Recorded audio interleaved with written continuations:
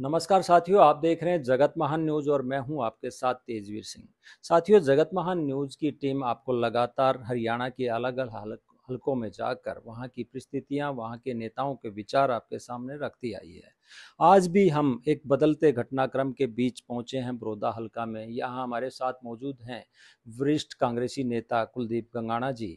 जिस प्रकार से कल हरियाणा प्रदेश के गृह मंत्री अनिल विज गोहाना से होकर अंबाला की ओर निकले और यहाँ पर प्रेस से बात करते हुए उन्होंने जो बयान दिए, आइए हम कुलदीप गंगाना जी से उन बयानों पर इनकी प्रतिक्रिया जानना चाहेंगे कि ये क्या कहते हैं। कुलदीप गंगाना जी, सबसे पहले आपका स्वागत। धन्यवाद।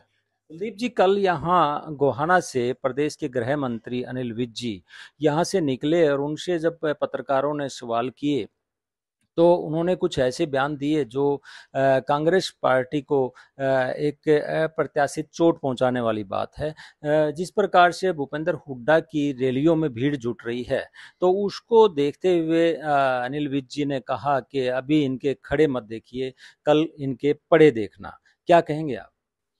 देखिए, मैं विज जी को जो है कांग्रेस पार्टी कुछ सीरियस नहीं लेती, क्योंकि उनको बीजेपी भी सीरियस नहीं लेती।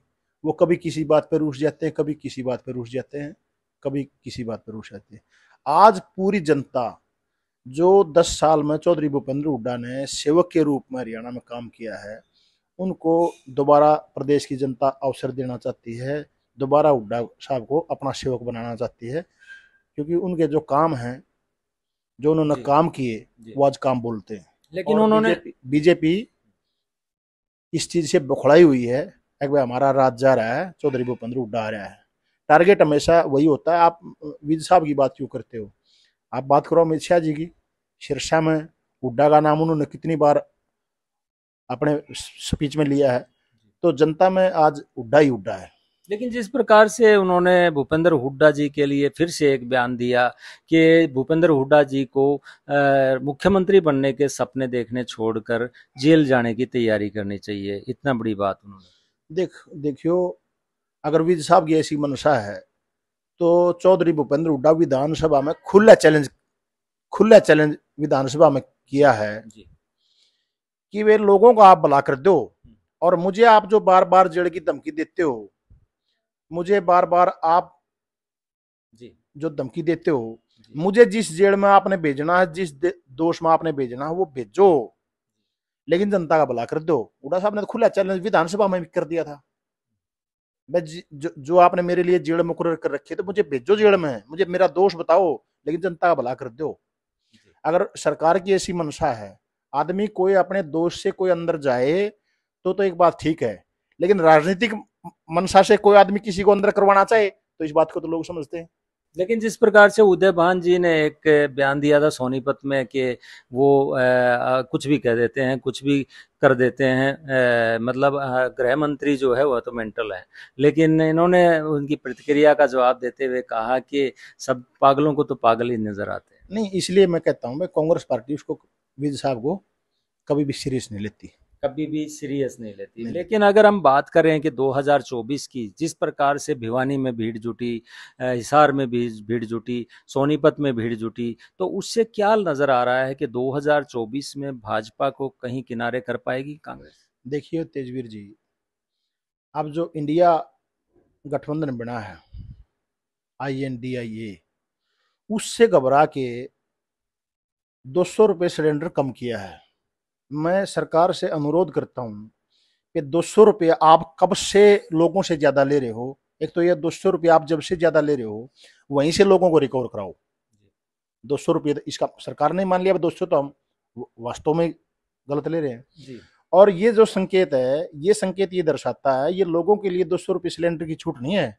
ये विपक्ष मजबूत होते हुए कि सरकार की बौखलाहट है। जी। अब ये कुछ कर लो। अभी सेशन बुलाया है, हम्म, 18 से 22 का हम स्वागत करते हैं। जी लेकिन मुझे लगता है इन्होंने जो 15-15 लाख रुपए लोगों से वायदा किया था, भाई हम हर खाते में 15 लाख रुपए देंगे, तो एक स्पेशल ओकेजन के लिए ही विशेष सत्र बुलाया जाता है। तो मैं उम्मीद करूंगा सरकार से कि जो 15-15 लाख रुपए के लिए शायद इन्होंने ये राजनीति जुमले के लिए बुलाया है, या लोगों को 15-15 लाख रुपए अपना वायदा पूरा देने के लिए बनाया, जी। बुलाया है, जी। तो मैं स्वागत करूंगा लोगों को 15-15 लाख रुपए अगर हर खाते में ये दे देंगे तो। इंडिया जो गठबंधन बना है तो उसमें अभय चौटाला भी शामिल हुए हैं। पिछले दिनों एक वीडियो वायरल हो रहा है कि कांग्रेस के साथ गठबंधन में जाके अभय चौटाला सीएम बनेंगे। इस तरह की चीजें फैलाई जाती हैं या मतलब ये कहीं सत्यता भी नजर आती है आपको? देखो ये बड़े लेवल की बातें हैं, और कोई भी पार्टी संगठन, कोई भी गठबंधन जब बनता है तो ग्राउंड पर हर किसी की रिपोर्ट होती है। स्टेट में ये भी देखा जाता है भाई किसने विधानसभा में, लोकसभा में कितने परसेंट वोट लिए। अब उनका वोट परसेंटेज का आप हिसाब आप लगाओगे तो लोक दल कहीं है ही नहीं। तो मैं नहीं समझता, वैसे ये बड़े लेवल की बातें हैं, ये हमारे लेवल की बातें नहीं है। जी कुलदीप जी, आप ठीक कह रहे हैं कि बड़े लेवल की है। जब बड़े लोग सामने होंगे तो उनसे भी सवाल करेंगे, लेकिन एक आम कार्यकर्ता के मन में जो विचार चलते हैं हम तो वो जानने का प्रयास कर रहे थे। लेकिन अगर मैं बात करूं बड़ौदा हलके की, आप वर्षों से जो है पार्टी को सिंचित कर रहे हैं, पार्टी के लिए लगातार मेहनत कर रहे हैं, कई सैकड़ों में कई हजारों में लोगों को लेकर पहुंचते हैं। आपके अंदर ये शक्ति कहाँ से आती है? लोग आज बहुत जल्दी थोड़ा सा प्रॉफिट देखते ही, थोड़ा फायदा देखते ही पार्टियां बदल जाते हैं, लेकिन आप समर्पित भाव से पार्टी के प्रति लगे हुए हैं। क्या लगता है आपको, क्या मैं देखो, आदमी को परित में ही जीना चाहिए, जी। और चौधरी भूपेंद्र हुड्डा के मैं काम देख के उनका कायल हूँ।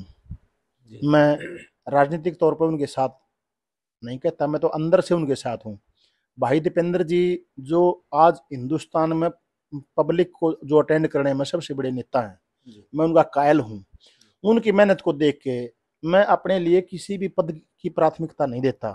मेरा जो संपूर्ण जो मकसद है, मैं चाहता हूँ चौधरी भूपेंद्र हुड्डा प्रदेश के मुख्यमंत्री दोबारा बने। जी, लेकिन जिस प्रकार से अगर बड़ौदा की हम बात करें तो बड़ौदा में उपचुनाव के दौरान भाजपा ने भी बड़े बड़े वादे किए थे, कॉलेज खोले गए थे, वो आजकल मर्ज किए जा रहे हैं। मतलब बिल्डिंग ना होने के कारण गोहाना कॉलेज में या दूसरी चीज़ों में विधायक जो है यहाँ लगातार मुआवजे के लिए लड़ाई लड़ रहे हैं, लेकिन लोगों को मुआवजा नहीं मिल पा रहा है अभी तक। तो कैसे देखते हैं आप बड़ौदा हल्का को? 2024 आ ही रहा है, तो आप अपने बड़ौदा हल्का के बारे में क्या सोचते हैं?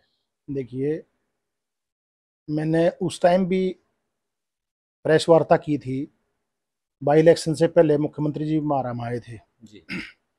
और उन्होंने जो बयान यहाँ दिए थे, मैंने उन पर अपनी बातें रखी थी। ना तो उनको चुनाव से पहले कोई मतलब था बड़ौदा से, ना चुनाव के बाद कोई मतलब है। वो चुनाव के लिए वायदे करके चले गए, उसमें से एक भी वायदा कोई पूरा नहीं हुआ। और यहाँ चौधरी भूपेंद्र हुड्डा जी का वर्षों है, लोग उनके काम के कायल हैं। चौधरी भूपेंद्र हुड्डा का सिपाही ही यहाँ से जीतेगा। चौधरी भूपेंद्र सिंह हुड्डा का सिपाही ही यहाँ से जीतेगा। तो ये थे कुलदीप गंगाना, जिनसे हमने यहाँ गोहाना में दिए गए बयान पर इनकी प्रतिक्रिया जानना चाहिए गृह मंत्री के लिए। तो इन्होंने कहा कि उनको सीरियस नेता के रूप में कभी कांग्रेस पार्टी नहीं लेती है, वो इस तरह के बयान देते रहते हैं। और इन्होंने बड़ौदा हल्का की जो स्थिति है उस पर भी प्रकाश डाला। कुछ चीज़ें हमने इनसे पूछी, लेकिन वो बड़े नेताओं से जवाब लिया जाएगा उन चीज़ों का, इन्होंने उनसे किनारा किया। तो देखते हैं आने वाले 2024 में जिस प्रकार के हालात हरियाणा और बड़ौदा हल्के में भी देखने को मिल रहे हैं, क्या कांग्रेस फिर से बदलाव ला पाएगी? जगत महान न्यूज के लिए गोहाना से तेजवीर सिंह, नमस्कार।